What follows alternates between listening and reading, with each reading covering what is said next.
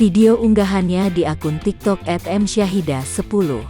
Pemuda yang membagikan kisahnya itu bernama Muhammad Syahid Abdul Aziz.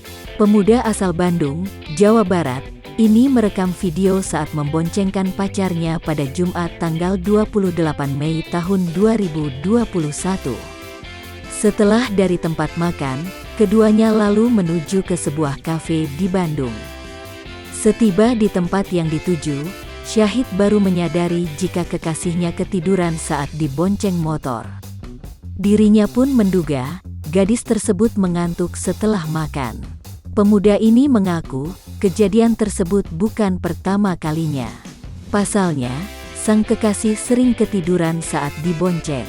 Meski sudah tahu kebiasaan sang kekasih, terawih Syahid tak membangunkan pacarnya apabila ketiduran.